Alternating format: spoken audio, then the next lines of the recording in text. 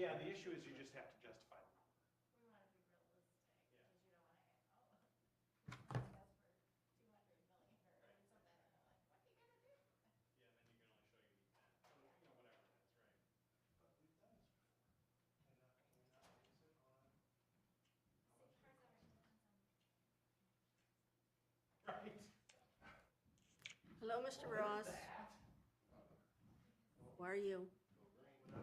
Yeah, pretty nice. You're supposed to say go white. Never let them get in the way. That's right. I'm speechless. I'm speechless because you sound excited for me, or for the department. The numbers have to match at the bottom of the page, Well, it was very good, I'll tell you that. I mean, could you not say? Library is talking to me.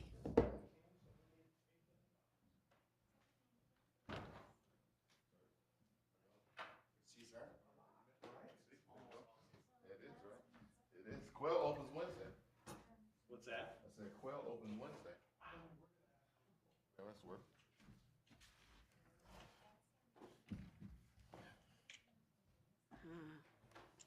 Hi, Jose.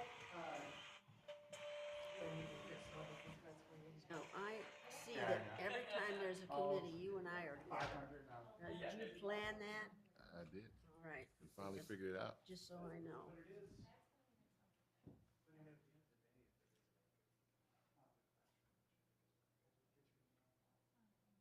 The 22nd? Is it on Wednesday? No, for the Scholar Advisory Committee? You said to let you know by today. If- You're the only one. Put you on there. Wait, did I respond already? See if I can have anybody.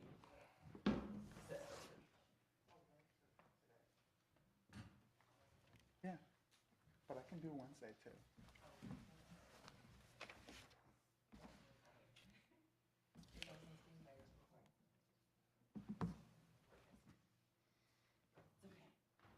Julie, will this pop up automatically?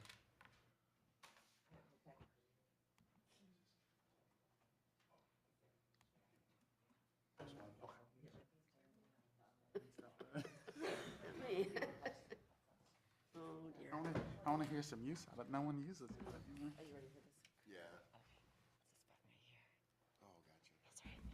Oh, and that one's such, I I just feel like I'm gonna slide right out.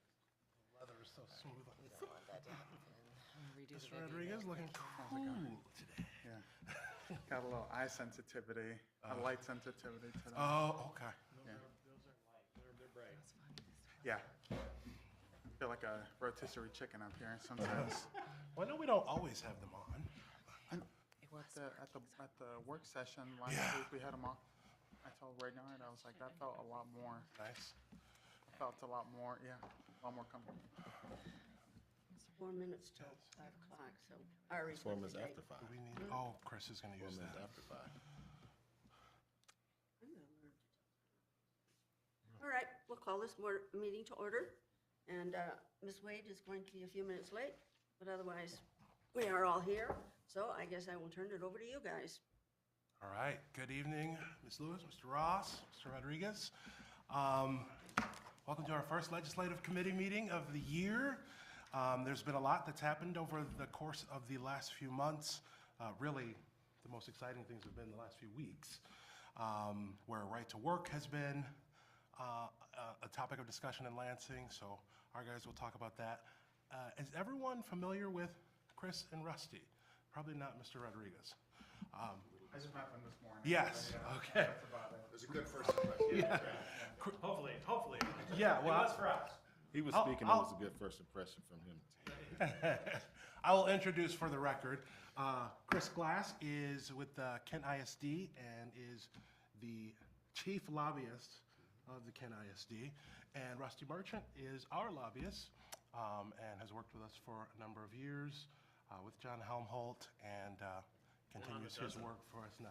A dozen? A dozen years, yeah. Wow, since he was 9 years old.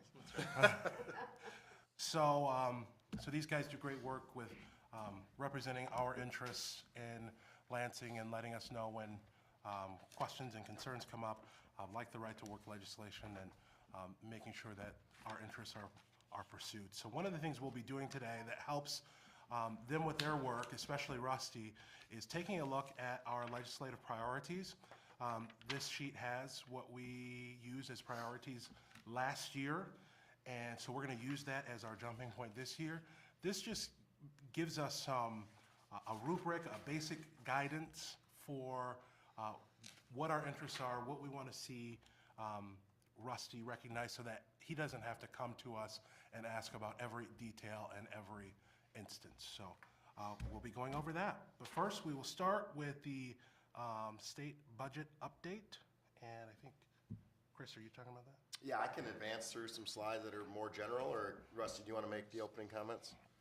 Yeah, let me just start. First of all, it's wonderful to see everybody. Rodriguez, it's wonderful to meet you again today. So, just sort of a little bit about the political dynamic. And I'm sure that we've had a long discussion about this, but I think it's important to note.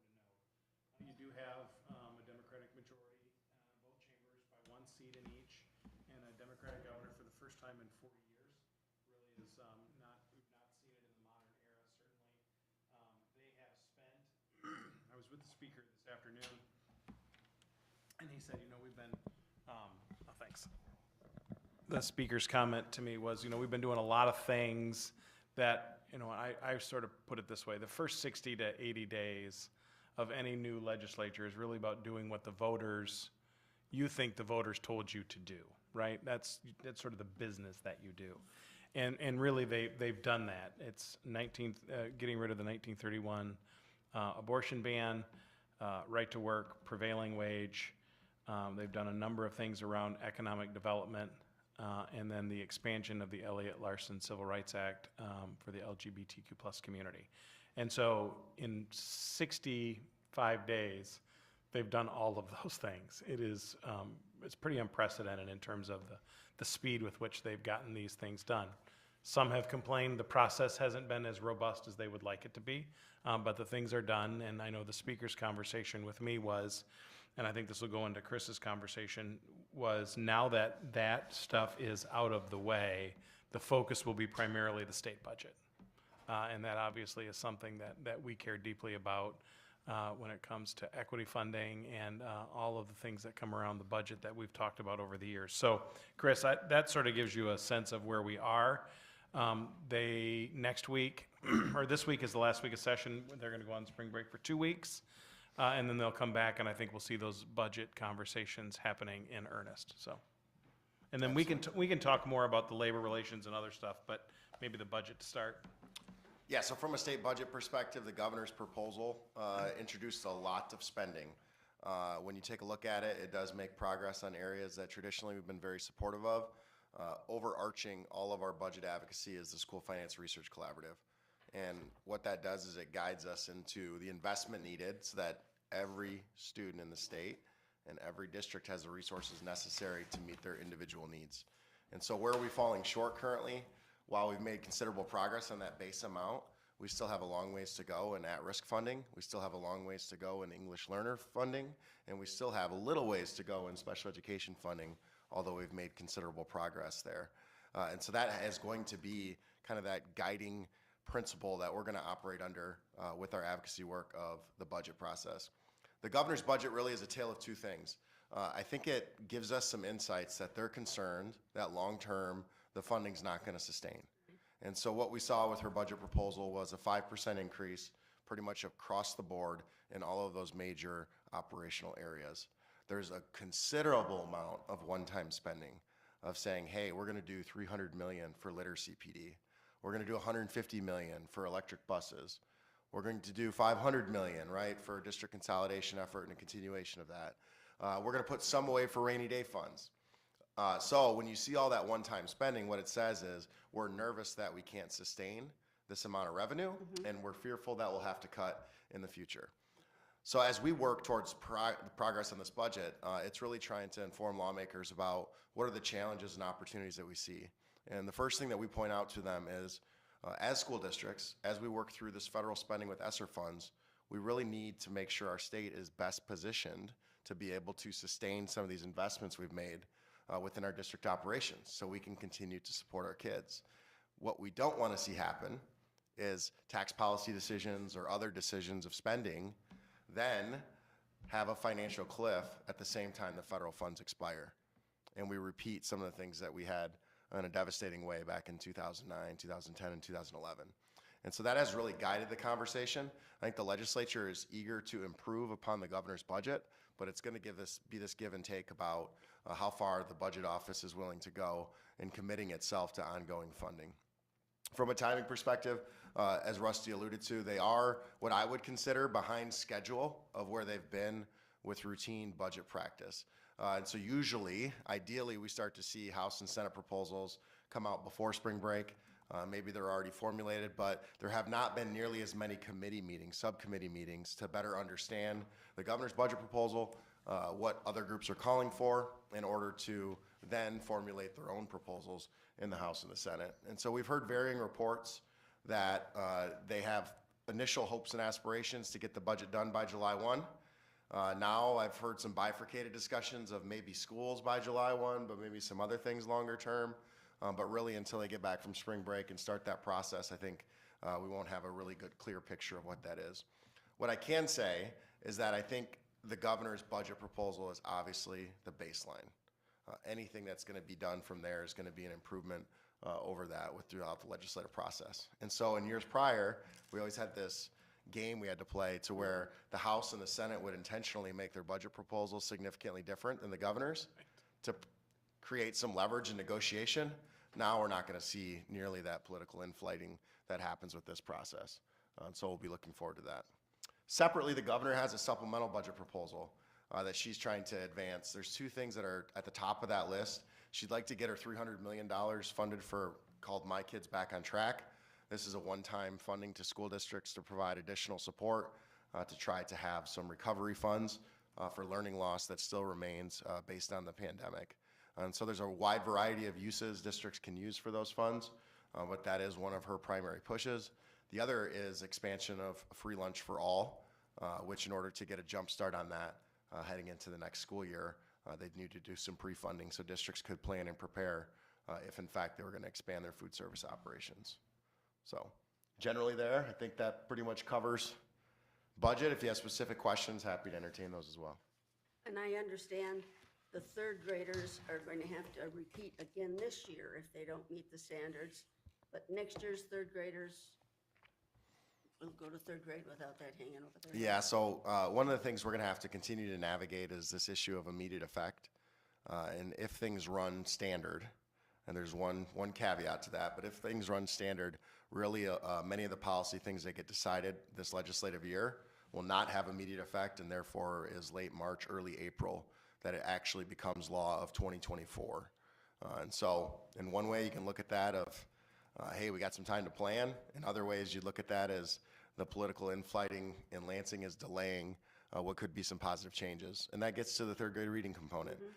In particular, right, we've always had the flexibility of making sure any parent in consultation with administration, a kid's not retained, but we've had to go through that bureaucratic process to make the decision to give them a good cause exemption so they could advance to fourth grade. Once that retention component's gone, we no longer will have to go through that bureaucratic process just because of an M-STEP score. We'll do it directly in consultation with the parent, building administration, and other professionals, and we'll make the best judgment like we always have when it comes to grade promotion. And on the free lunch for all topic, of course, we already provide that for all of our scholars because we meet that free lunch threshold. So we had some media coverage this week because folks were interested in how that works here. Now, I'm wondering, who's going to discuss about the prohibitive issues that we can't? Is that your? Well, yeah, if you'd like us to sort of go into the next part of it, I think we can. Go ahead. Did you want to do labor relations first? Just Whatever, so we don't skip. you go ahead, Yeah. do whatever you want, I just, Yeah, we are It's getting, important. that is on the agenda. I think we can sort of combine 2 and 3. They're sort of one and the same conversation.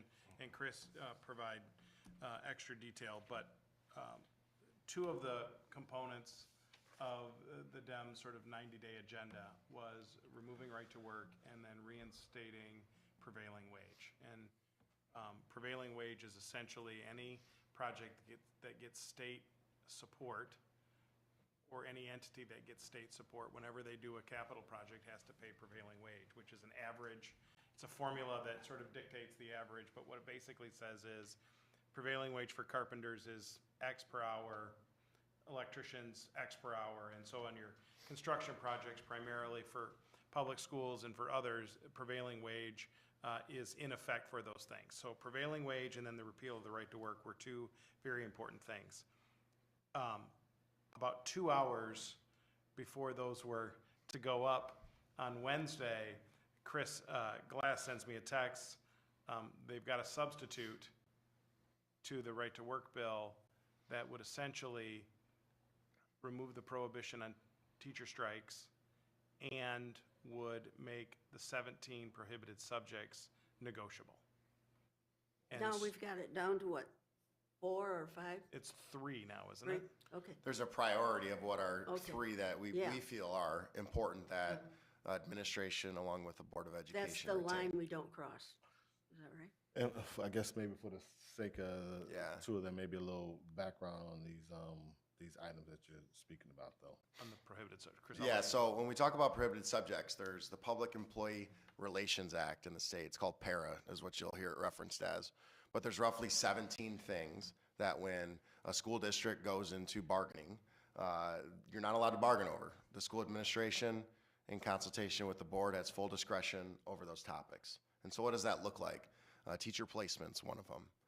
Layoff and recall decisions, should there be, have to be layoff or recalls. Teacher evaluation, decisions on using volunteers in the school, decisions on teacher evaluation, decisions on contracting services, right? Historically, depending on when those were added to the PARA Act, those all had to be bargain topics. That was done in consultation with the bargaining units, whoever did that representation. What we found was during 2011, when a lot of the cuts were happening, the legislature really expanded the number of things on the PARA list. And what I think it recognized was that, hey, declining resources, districts got to be able to make decisions in order to keep their budgets where they have to be, not go into deficit spending. And so what that did is it took a number of issues off the bargaining table. No surprise, now that we're in this environment that Rusty spoke of with the full Democratic majority, there's a strong interest in trying to restore workers' rights and union rights that had been taken away over a number of years. In our opinion, some of those we don't have issue with. Others are important, at least from the administration perspective, that we still have authority over so that we can make sure we can continue operations. And I'll give you an example, teacher placement. Historically speaking, prior to it becoming a prohibited subject, if you talk to district leaders, it was based on seniority. The most senior educator was able to say, I'd like to teach, these courses. And once you go through the whole list, what you usually found was, hey, perhaps there's some gaps there. And if the younger educators didn't have the certification to fit those gaps, then districts would be in a tough spot to say, we have to go out and find staff in these hard to staff areas, or our teachers here that do not fit certification requirements are not able to be placed within our school setting. And so it's issues like that from the administration standpoint of trying to make sure we retain those things that we feel are important in order to keep district operations going. Yeah. And the concern in the sort of last minute substitute was it was not what was discussed in committee when they reported the bill out to the floor. It sort of came up in this period of 8 hours in between committee and the floor.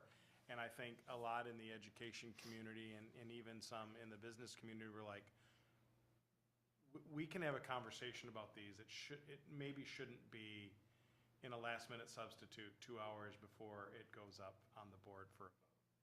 And I think leadership in the House and certainly leadership in the Senate, that was the ultimate conclusion that they came to, is that we probably are going to have some of these conversations, to Chris's point about what should be and what shouldn't be, right? That's an appropriate conversation to have, but it should be a conversation, not an insert into a bill 2 hours before it goes. And so it was a process. I don't want anyone, as we've said to others, that no one should think that because they took it out, we're not going to talk about it again. It was just more of the timing in the process than it was what actually was in the bill. So there'll be a further conversation with that. I think we do have the benefit in West Michigan that Senate Majority Leader is from the area. She understands because she has a background in education with her husband, and then also the work that she did where she is open into listening to what our opinions are and what our positions are. So that's a positive for us. That guarantees nothing. It just guarantees a conversation, and that's okay. And I think that was what we were suggesting as we went in and tried to lobby, not from a board position, but just from a, hang on, give us some time. So, Okay, so all 17 of the ones that were prohibited, you are going to discuss and, There are 4, depending on who you talk to, 4 to 5 that we feel strongly about that need to be retained.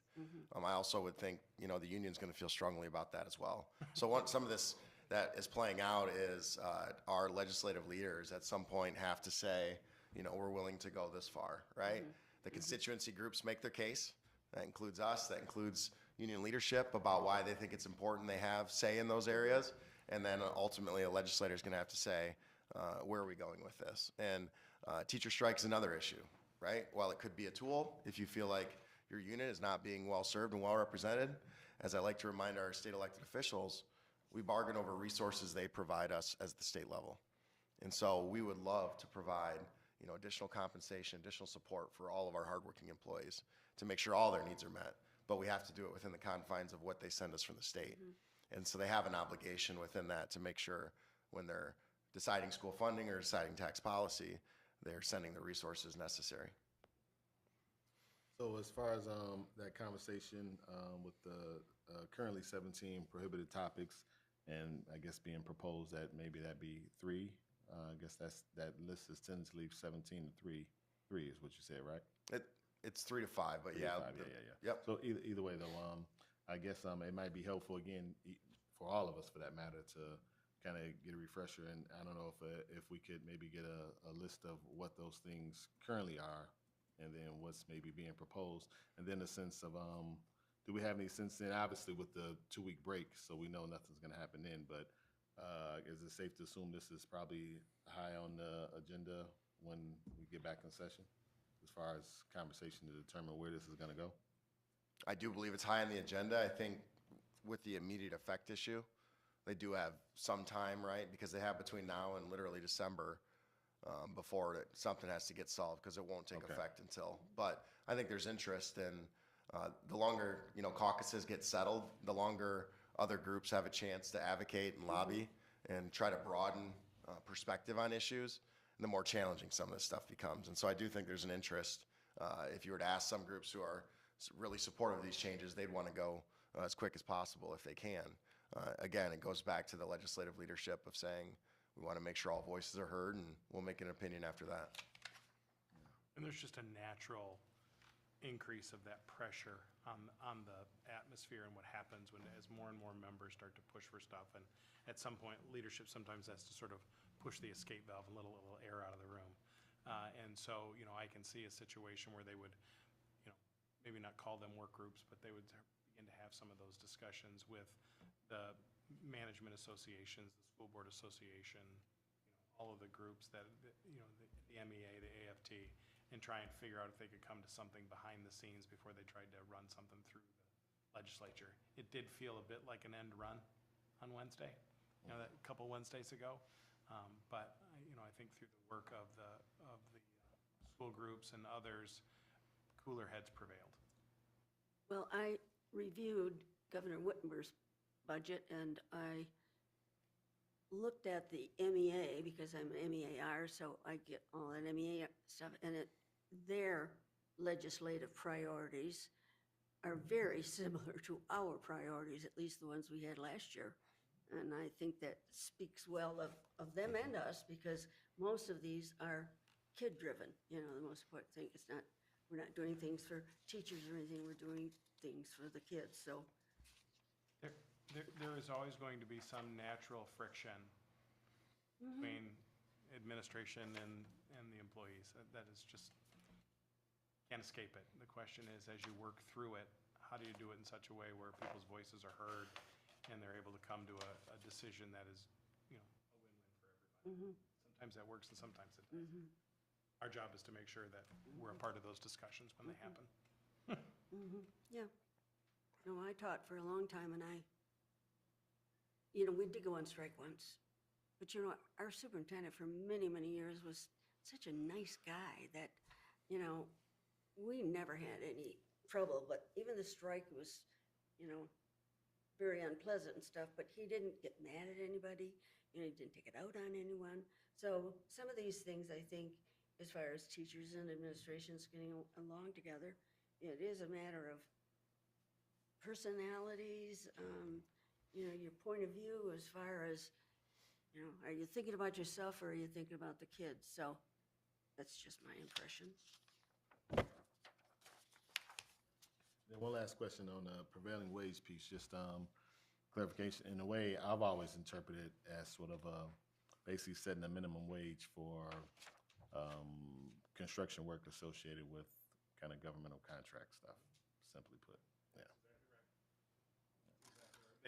There was a change proposed in that as well that would have required prevailing wage not only apply to state projects, but if you got any local incentive, a tax increment financing, 425 agreement, any of those things, any sort of tax abatement, that prevailing wage would apply to that as well. That was also taken out. All right. I think we talked about third grade reading. We talked about the labor relations potential changes. Other potential upcoming legislation that we should be. Ms. Lewis represented or mentioned third grade reading. There's also legislation moving through which would remove the A to F letter grade. Yes. That is moving and likely to. I could get rid of. Yep, likely to pass. You may see some healthcare legislation in terms of the amount that the district pays as opposed to what the employee pays. That could be coming forward. Chris, others that. Yeah, transportation, so sinking funds for buses. Yeah. We saw teacher reciprocity, making sure our state laws aren't prohibitive of individuals who are moving from out of state and state of being able to get teacher licensure. The way I described it earlier today was for many years, the authentic educator voice was missing from committee discussions. And it looks like the chairs of these policy committees are well invested in making sure the educator voice is heard and that we're moving policy proposals that perhaps undo some of the things that they think were counterproductive to the profession. I'm randomly curious. I'm seeing in the slides here the A to F system is not in compliance with federal ESSA laws. Yes. Yeah. Did you explain? Yeah, so as it's structured right now, every state, in order to receive federal funding, has to have a plan in compliance with the Every Student Succeeds Act at the federal level. Michigan's plan is through the index system. When the law was passed for A to F, there were some schools, in particular those serving special education students or center-based programming, that were calling to be labeled in a different way than every other school. And because of that, it was out of compliance with what federal law required. So MDE, although they complied with the law of implementing A to F or doing the actual rating itself, they never had it replace what is the school index system. I think I'd give some overarching comments here. The index system still heavily weights towards districts that serve students in poverty. I think one of the things that was a benefit of the A to F law when it was passed was we eliminated that provision in law that said the state could do a state takeover of a school, or a school that was quote unquote underperforming needed to pick a transformation model, whether that be turning itself into a charter or some other different avenue. And so the punitive measure of what is quote unquote school accountability has turned into a quote unquote partnership model, to where there's additional resources, there's planning that happens between the state superintendent and the local district about how to improve outcomes for kids. And so that was a benefit of it. Now we're just getting rid of this duplicative system that can send different information about school performance that really isn't necessary in this environment. All right. Fun part. You all have our legislative priorities from last year. So these, we were talking a little bit before you walked in, Ms. Wade, are basically the marching orders for Rusty as he represents us, just so he doesn't have to come to this body or the full board to make individual decisions, that we can give him an idea of what we stand for, and he can advocate for us based on those. So this is what we worked off of last year, and as we look over it, we think it seems pretty solid for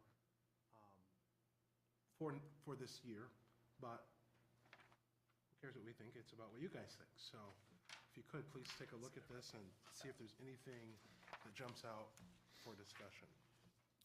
And just to give some other context, the legislative priorities document, I think, used to be 13 pages for Grand Rapids Public Schools. And a lot of it was contingent on prior bills that positions were taken. Things are going to move a lot faster this legislative session. And so by maintaining the spirit of what's in front of you, key principles that we're going to evaluate legislation off of, it gives great direction for Rusty and myself to work from, to make sure, you know, the interest of the board is heard. And there's always going to be opportunity for update, opportunity for conversation about legislation that's moving, collaboration with our statewide associations.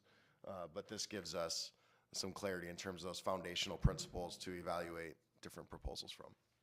And certainly, major questions about where we stand will still come before this body and even the full board as necessary.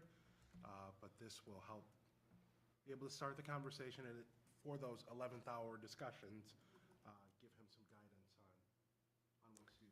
What question I had for you two, in the past, has the full board had to agree on this, or is this something that And the we brought it legislative to the committee? board. We always took it to the board. Okay. We always saw it, you know, and if we agreed. Yeah, it wasn't, yeah, we definitely did.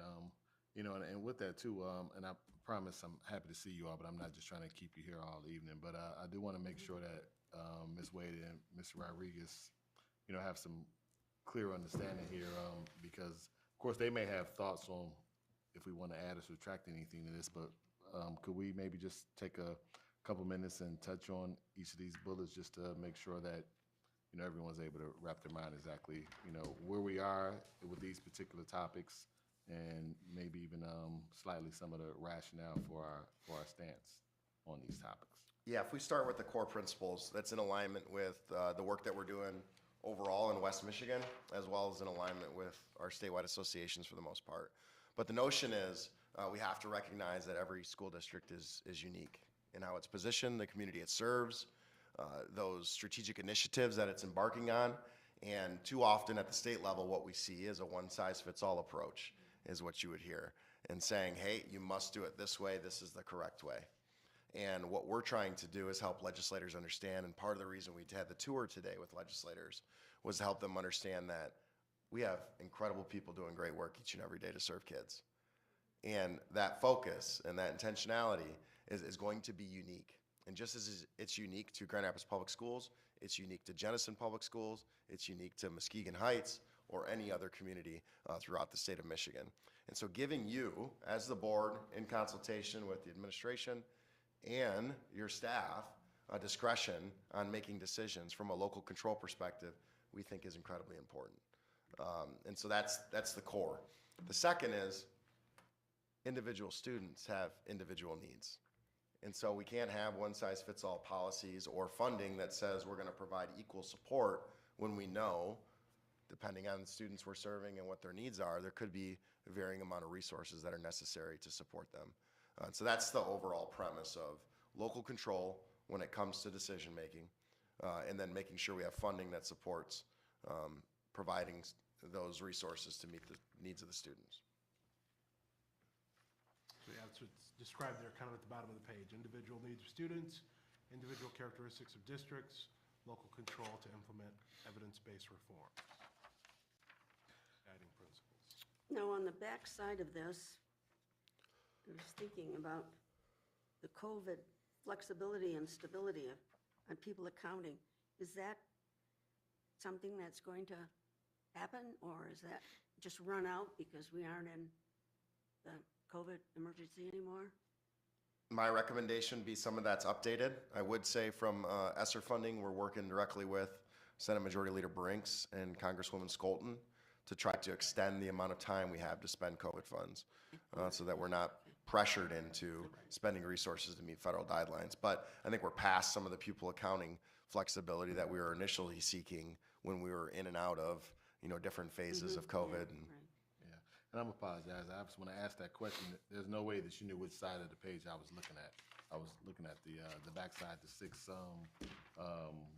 core legislative priorities we have, and just wanted to make sure that, of course, they can read it, but since we're here, if we could maybe give a quick little touch point on the six pieces, just again, but particularly, we know how confusing Headley rollback is, and I doubt very seriously if anyone, have you ever heard of that? No. Yeah, I wouldn't think so. Yeah, and I still don't totally get it, but, so again, just maybe a couple comments on each of these priority areas, just for the sake of understanding, really. Yeah, comprehensive educator and support staff workforce development, that's ongoing. So I think, there may be a thing or two we can update here, but that really is about the vast shortage of folks in all areas. At our tour this morning, we had a long discussion about the amount of certified teachers and ESL and others that we're having a challenge with in some of our schools to be able to serve the kids that need it most. And so there's been a lot of dollars that have been thrown into that, and trying to create those pathways. Chris mentioned teacher reciprocity. I can see that where it would fit into comprehensive educator. That's something that we could add because it hasn't necessarily been part of the discussion. But that really is about making sure that we're able to recruit the teachers that and the professionals that we need, and how do you do it? The equitable and adequate funding to meet student needs. But could you wait just a second? So you're saying that under comprehensive educator and so on, we're going to add one more, which is teacher? reciprocity, yep. Equitable and adequate funding to meet students' needs. This is all about sort of equity funding in the school finance research collaborative, and making sure that we're getting the dollars into high needs, high poverty districts that both educators and the business community have both come alongside and supported and said, yes, we need to do this, from both a needs of kids and also needs of future employers, sort of balancing that. COVID flexibility, I do think some of that can be updated, and we can do that. Third grade law and teacher accountability, evaluation system, third grade reading law, A to F, all of those were sort of wrapped up into some of those discussions. Headley rollback, let Chris talk about that. It makes my mind hurt. And then protecting voting rights, obviously, was something that Ms. Lewis wanted to bring up, sort of in the previous iteration of the Right, legislature. right. We were having some Yes, challenges. I was having a lot of concerns, That yeah. that challenge might have been solved on election day. Right. And so we might not have to worry about that as much. But I can also see, and we can work through this, we probably need to add maybe something on that labor relations piece, some language around what the priorities might be, and in a way that's respectful and, Exactly, yeah. gentle. But it may be something we need to have a conversation about. So I was just quick going to ask, so these were established last year, it looks like? Yes. So they were established this year, but last. In the fall of '22. Yes, Yeah. yeah, so this academic year. So our priorities, do we just allow them to stay as is? Is this committee responsible for changing them every year? How does that work? We can keep, delete, Both, add on. Both? Okay, okay. Yep. I mean, and I think that's kind of why I just asked to have a quick touch base on these particular topics, just to allow you opportunity to begin to think about, Right. whether you see these as still, important. And I mean, I think they still are, obviously. But again, also to consider what we might want to add. And I was going to definitely suggest adding the labor relations piece. But again, you might also have some thoughts of some other things, and that you have to totally do it today. Right. But yeah, it definitely would be on us to identify other areas that we think might be pertinent to add to our, again, not trying to get back to 13 pages, but Yeah. let you know. So yeah. So this is what was boiled down to a one pager from 13? Just these 6? 22, 23, yeah. Oh, man. That's, Uh, okay, good way. Another question I had is, should we have these align with a calendar year as opposed to a school year, just to align with when board changes and board shifts occur? Would that make more sense? Well, we're starting a new board right now, so. Yeah, and actually, I don't remember, I don't know if they were actually at the school year. I can't recall when we kind of settled on these. It feels to me they were more cycle, Yeah. it was- the 2-year Yeah, house, elections sort of. the 2-year house Yeah, cycle. yeah, Priorities for yeah. that particular Yeah, elective That's kind of cycle. what I recall. And okay. that Yeah. changes every 2 years. Yeah. So okay. the board obviously can change in between that time, but this is sort of, in the Republican House Yeah. last term. These were Right. significant, These yeah. were the ones. And this Yeah. is what we use when we do our lunch with legislators and our Capitol Day visits. And these are the guiding principles that we use to talk about the issues that are important to the school district. And Mr. Rodriguez, to your point, I think what we talked about in prior sessions was if you have 86 priorities, do you really have any priorities with the length of the document and what we're giving direction to legislators to focus on? Right. So that was a lot of the spirit of trying to do some condensing here and get more to a principled approach rather than just adding prior legislative issues one after the other onto the list. So we would definitely delete the read by grade 3. That would have to come off, right? Yes. Okay. Yep, I think protecting voting rights, you asked the question with the proposal. Are we in a place now to where we feel like that's adequately protected? There's a lot of, No, I'm not, I never will Yep. be, yeah. okay, see, exactly. I I think, was better. Ever vigilant, ever vigilant. yeah, there's some areas here even on the comprehensive educator and support staff workforce, right? Last budget cycle, a considerable amount of money went towards student scholarships to get in the teaching profession. A considerable amount of money went to grow your own programming, which as a West Michigan region, we applied for $20 million of funds that we're hopeful to receive. So we've made progress, which is good. You want to see progress. You want to see turnover on these priorities because it means our legislative delegation is being responsive to our needs. One of the things you mentioned that I wanted to ask about the extension of time for ESSER dollars. Well, I know we're advocating for that and would hope for that. There's not much hope for that, right? Washington is saying no. Yeah, it would be an 11th hour hope at best, which is usually, that's the most unfortunate part of it because you don't have time to make course corrections. And then if they give you extra flexibility right in the 11th hour, well, we already spent the resources because we had to spend it by a certain amount of time. So while we're working towards that end, and one of the things we always talk about in the advocacy space is never miss an opportunity to educate. Right? Even if it doesn't seem like it's hopeful, we still talk about the challenges of one-time funding. We still talk about the challenges of deadlines that aren't responsive to what our local community needs are. And the hope is, in the future, they make better decisions regarding those policies that better meet our needs. So, Rusty, obviously, we know that you have a good sense of what's important to us as a district, but to kind of firm these priorities up for this current elected body in Lansing, when would you want us to kind of come back and be fully committed to something here? So I think at Leon's direction, we can clean these up and maybe take a stab at the labor piece. Obviously, that is a sensitive one to put in a public document, so we want to be careful about how we Word that, yeah. how we word it, right? You Yeah, don't want yeah. anybody to get the wrong impression about what the goals are.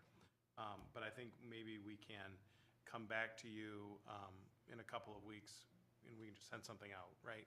And then you guys can react to it. And my sense would be it'd be helpful if we could do it at the next legislative meeting to sort of approve that. I'm Did looking we at say Leon. we're only going to Kick me have under them the every table other if I'm month? wrong here. What's that? Did we say we were only going to have them every other month? That is the plan, but we can revisit it at session down the line. Yeah, I mean, we can probably still stay on a bi-monthly rotation with the exception, obviously, if we need to kind of commit to these. I mean, probably safe to drop one in, between our next schedule one, but then go back to our every other month cadence. Because I think we said every other month, but as needed, obviously, as well. So we obviously want to make sure you're clear on our thoughts here. We'd like to schedule a meeting for next month, is that? Well, I think just for the sake of solidifying the priorities for, I guess, like Rusty said, of course, you two are gonna kind of take a stab at something, but I think it'd be wise for us to at least be able to kind of lay eyes on it before, Rusty goes off with his cape to conquer Lansing, so. And I'm going to dismiss myself just for childcare duty purposes. Sure. So appreciate You're doing the best work. Fees. Well, and part of this is, as it leads into the other agenda items, we do want to get our lunch with legislators, and we do want to get a capital day scheduled, and you got to make sure you know what you're saying before you, while you do those things. And I think we can schedule and plan and prepare on parallel tracks to make sure that we're ready to go. Gotcha. I'll see what I think date that Ms. would Wade be. has something. Well, just about the COVID flexibility and stability on pupil accounting, that one, is this like getting outdated because it just was about last school year? Will we Yeah, we'll have to those update the then? years. There's still some question about how the funds can be spent and what flexibility and how long you have to spend them. Okay. So again, you're gonna kind of go through and wordsmith all of these, clean them up, update them, et cetera, et cetera. Other than, so it seems like if I'm clear, we'll be removing the read by third grade law reform. I know Ms. Lewis says she's not totally comfortable, but considering who we have in office right now in Lansing, the protecting voting rights piece, I don't know if we could do anything additional to, I just think that should always be in there. There should never Well, not be in there. I Because, respectfully disagree. all right, Not that I disagree with protecting voting rights, but in the auspices of what we're doing, I don't see that necessarily as a priority. well, I Yeah. disagree. Fair enough. So will they all not be priorities, or they just won't be one of the Well, top, the ones on Yeah, our? and I think that's kind of what I'm getting at. Again, we only have 6 here, but again, the more you have, I think it reduces the attention on the things that we really have influence over. And I'd be willing to bet my pinky toe that Lansing isn't going to do anything over the next 2 years to hinder the voting rights. Now, we may need to come back if things flip again, but for the next 2 years, I don't think there's anything unusual Except that would happen. once something goes, I'm not going to be around to protect that. I got you. 2 years from now, I'll be gone and. Yeah, I got you, but I guess what I'm saying though, when that time comes, it can be re-added. I'm just saying temporarily, I don't. I guess Looking we're gonna for- have to let Ari and Jose carry that banner because you and, well, I don't know, you might run for reelection. Are you saying maybe find another, something else that we could? that If could be there more is something effective else, yeah, if there is something else, and I guess that was one thing I was gonna ask you two to chew on, from your perspective, obviously, as But we'll new get board those members, things. you definitely had some things that you probably saw as important, and are any of those things something that should be put on our legislative priority platform? Maybe so, maybe no, I don't know, but that's not for me to answer, just for you to consider. And, well, And maybe this will make Go ahead. you solve your worries, Ms. Lewis. This is a living document, so you all can come to us 2 weeks, a month, or whatever, and say, we need to add something. Yeah, if we get a or need sense to that take there's something going on, yeah, we Right. can totally, obviously, put that back on there, yes. Or you can say, you know what, we need to throw this away and start over. Things have changed. So this is always up for discussion. It's just a guiding, basic instructions for Rusty. Yeah. so I know that we boiled this down from 13 pages to 6, sections. Is there a certain number that we want to keep it between? As Mr. Ross pointed out, the more we put on there, the less attention each item gets. Is that something that we are planning to, let's say, okay, we plan to have 6 to 10 priorities at any given time, and we stay within that range? Because as you mentioned, we can add stuff, we can take away stuff, but is there like a sweet spot that we want to stay at for those priorities? I don't know. who would answer that question, but, The man with the fancy jacket. right? Not that your jacket isn't fancy, I'm saying. You were heard. Some people have talent, I got this jacket. You know, at the risk of getting in the middle of a board discussion, which is always, you know, strange as a consultant, but I don't know that there's a magic number. You know, it is, you don't want, you know if it's too much, you know if it's too little. There's just sort of that in between space. I would say what the goal was when we set this up, and again, it's a new day, there's a new makeup on the board. If it needs to Yeah. be altered, great. Absolutely, yeah. Let's do that. The goal was I sort of look at it like a filter. Our filters are guiding principles, and as we pour the legislation through it, what comes out the filter as we can say, you know, to Senator Brinks or to Representative Skaggs or Representative Grant, hey, listen, this is coming up. Based on our guiding principles, this is where I think that the district would be, just based on what we know, right? And then we can have a further discussion about, all right, this is getting hot and heavy.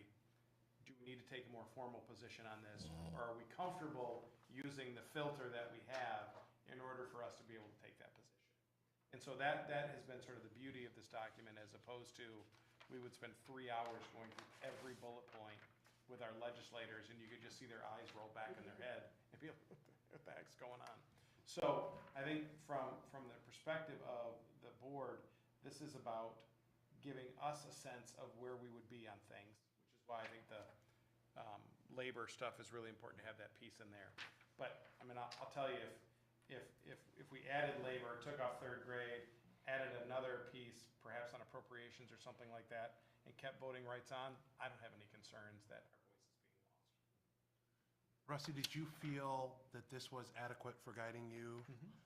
As Yeah, I mean, just, you know, in full transparency, when the issue came up last minute, where they were gonna throw these things in there and we were having a conversation, all of us were, we've never, you know, we haven't had a chance to talk with our new board about where they would be on these things. We don't wanna get out in front of where the board might be. And so from our perspective, it was, let's have some background conversations about where our assumptions may be as to where things are without taking a formal position on things. And that's why these guiding principles are super helpful to us. We had a sense of where things would be, but we didn't want to say it in a public forum before we had a discussion around it. So that's fair. And our conversations have been those, is that we just want to be a part of the conversation. They haven't been taking a stance one way or the other. Right. Yeah. So at this point then, we can ask you to go out and put the things together, plus the things we've discussed. And the third grade reading reform is gone. So explain the Headley Amendment. Oh, Rusty, Chris that's why he left. left. There's Yeah. I apologize. Yes, I yes, cannot, really. I cannot. I'll get it wrong. Something about you sell your house and it has to, Yes. I don't know, it's the valuation of your house changes or something. We will get you something on that. yeah, it is I'll really get it wrong. confusing, yeah. It's all right. I But- used to know, when I was teaching, I used to know because we talked about it all the time. Broadly speaking, though, it has some, it's the local tax capture that's allowed based on the homestead, thank you, yes, please, And I don't have it yeah. fresh in my mind, but taxable values can't increase over a stated percentage increase. If they do, are over that amount, our property tax levies have to roll back by the excess amount. Yeah, which reduces, Taxable yeah. values increase by 8%, but inflation is only at 3%. There's a calculation you have to go through, and then you can no longer levy either on your, like, our 18 mills non-homestead levy gets rolled back, and so it starts to creep down, and we can no longer levy 18 mills. It's 17.83, and then the next year, if the taxable values increase over that, and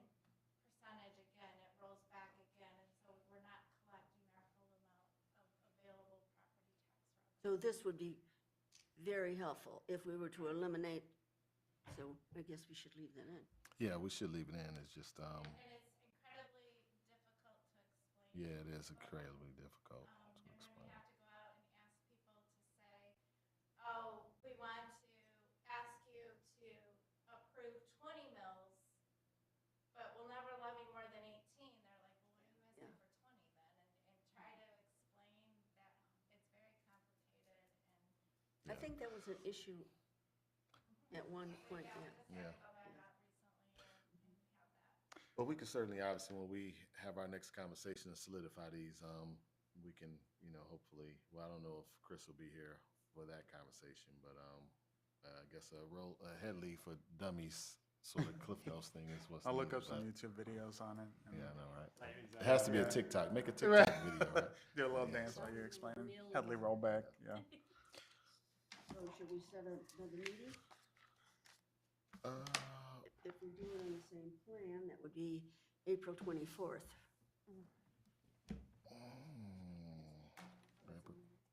April 24th would be, I'm checking right now. yes, I would be able to do April 24th if we did that. 5 PM? Oh, that's, Yeah, okay, 17th is okay with me. We bounce around then, huh? I will be at Southwest High School that day, so we'll move. Perfect. Then everyone can know what a Headley rollback is. It's a, yeah. Yeah, the 17th Where one. was it? That's gonna be at Southwest High School. so if we did our meeting here at 5, if we did our meeting at 5, I mean, it could be here or there. I mean, but I guess we could just obviously go to Southwest. Makes sense, I guess. So, okay, I'll certainly travel to wherever. Yeah. doesn't matter. Okay. Well, on the 17th, we should be here. No, I think that's what Miss. We'll be at That's Southwest. what she was just offering. That Okay. the board meeting for that I day thought is that was gonna. on the 24th, okay. Would that put a tighter squeeze on them for setting up, though? Will it? Okay. Okay. All right.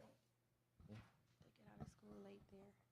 Oh, yeah. She was just saying they get out of school pretty late there, relatively. To your point about setup, I guess. But but at the same time, we probably don't need a full hour and a half. I mean, I don't know your calendar. We could probably do 5:30, and as opposed to 5 that day, I would think. Calendar is your calendar. Is that what do you think? Do What do I 5:30 for think? that particular day? That's fine with me, I'm free. Yeah, I guess you are right. Okay, so that day, 5:30. So, I'm sorry, Ms. Lewis, earlier you were talking about, moving forward with the, lunch, on the lunch date, right? For the legislator? That's one of the things we want in our Yeah. policy. And I think you took some more notes about things that we thought were important. Yeah. I was taking notes and then I stopped. But So, you have to work on the COVID one, is that the one we have to? Yeah, we'll update it to reflect the current year, as Sure. Ms. Wade pointed out. And then we'll add in a bargaining piece, and teacher reciprocity and just clean Right. it up. Okay, And then, as always, if something comes up that you really would like to sort of be included, I think that's obviously a board discussion, and we can try to wordsmith it in a way that's acceptable to the group as you sort of work through it. so you'll have that done by the 17th and we can work on it by then? Done by the end of the week? Oh, all Right. right. End of this week? Yeah. Oh, it's Monday. Okay, next week. And then next week. We'll get it to you soon. No pressure. That's right, it's okay. It's okay, and we'll then so rise to the- the occasion. Then we want to talk about lunch with legislators and Capital Day, getting that on the books. Yeah, and again, for our new board members, we've typically done a luncheon where we've had our legislative delegation come in and talk about our priorities and just what's going on in the district. It's an interesting new day because we have more legislators that touch our school district than we ever have before with the new lines that were drawn last year. And so I think we have more opportunity to show folks what we do. Uh, uh, 2 years ago, we brought in some of our scholars and really had helped them have a conversation with the kids that were impacted by the work of GRPS, and that certainly went well, and folks seem to like that. We've done it where it's been sort of a talk at you for an hour discussion. That can be useful as well. It's sort of depending on what the board would want, but we would want to do that after the guiding principles are adopted. So part of it's finding a date for the luncheon, usually a Monday or a Friday. Do it during the middle of the day. Again, there's no magic. We could do a breakfast. Like whatever you all want to do, I think is appropriate. Our goal is to make sure we just get in front of those legislators in a space that's more formal than, we saw them at a tour or we did whatever. And then the Capitol Day is where we, from McKelvey Merchant, set up a day for you to go in and meet with key lawmakers on, predominantly around the budget, is where historically that's been to have those conversations. And then we usually, in the middle of the day, do a lunch where we invite all of the West Michigan legislators to come and have lunch with us, our board members who are there. So we've had 2 and as many as 4 or 5 board members come and do that Capitol Day. So it is sort of a leave at 8 in the morning, get there at 9. We'll run in meetings until 3 and then get you back on the road and home around 4. So, but it is a full day. And so the challenge we've always had is what's a good day to do that? Where folks can be available. Because the worst thing you can do is schedule a legislative day and only one board member shows up. There's a level for sure. that you want to make sure that you do. So, again, you can do a lunch or a breakfast. You can, because we're later in the year, the legislative lunch could take the place of the Capitol Day. I mean, there's no rhyme or reason or right or wrong answer. We're just trying to make sure we're in front of our folks as much as possible to make sure they understand our priorities as it comes to them on the floor. Yeah, and I guess the only challenge, obviously, if we try to combine the two, we obviously had greater opportunity to meet with folks by going to them as opposed to thinking that they all. I mean, because we have usually had good representation at the lunch or breakfast, but so yeah. Well, I guess we can start looking at dates then, huh? Is that it? I don't know. So you're thinking then, obviously, if we're looking at the 17th to come back to see about solidifying the priorities, then we would be looking at, I guess sometime in May then. I don't know, that seems pretty, anybody have a preference? Monday, Friday, lunch, breakfast? I don't know. No preferences, huh? I don't have a preference. Well, I already take Mondays off, so Monday would work for me, but I could use a free lunch on a Friday, either way. Well, we have board meetings on the 5th, 12th, and 19th. No, And that's on not the May. Monday. That's March. Oh, we're talking April now? We're talking May. May. May. Time is flying by. All right. I might make a suggestion too. Yeah. Just because we're in a different year and everything that's going on. We might get the document adopted, and then we might send it to all of our legislators as a way to do that. Then we could plan the Lansing Capitol Day and invite all of them to come in for lunch to go over this again as our luncheon. It would preclude us from doing sort of student involvement stuff. But because we're later in the term, in the matter of 4 weeks, we'd be asking them to come see us twice. Yeah. And that, I can tell you, Yeah, that won't in go the well. 28 years I've been around Lansing, I've never seen it this busy in terms of their schedules and the impact that they're trying to have. So just a suggestion, we might do a written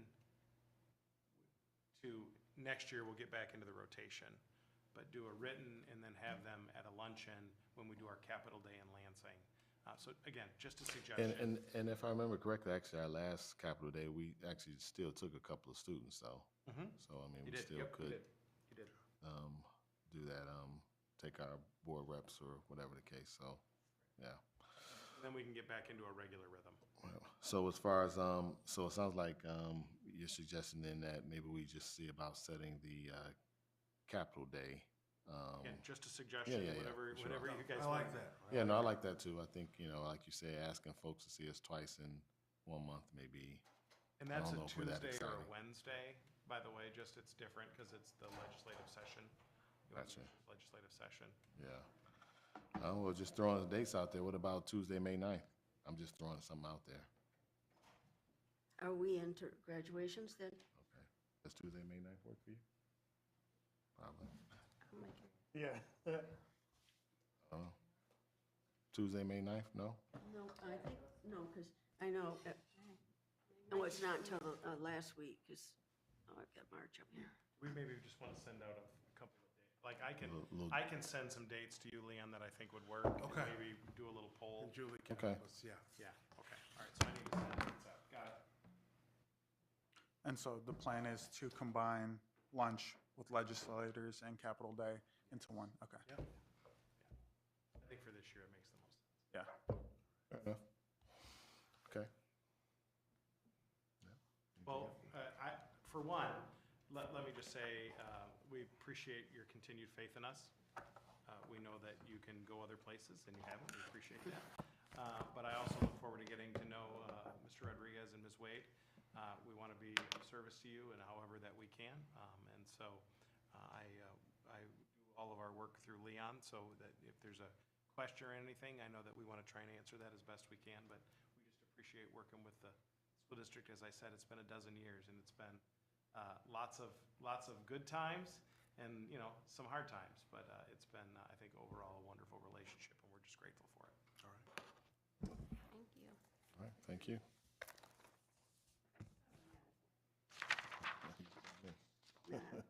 You decide that, Ms. Lewis. I can start the meeting and I can close the meeting. Oh, then I will let Jose close the meeting, okay? He wants to knock on this, so meeting is closed Meeting There. is closed, all right. formally. All right, I'll get you some dates. We gotta put some, I'll get this this to use at some point, My right? hope is to have to do it by the end of the week. Okay. It just depends on what they do with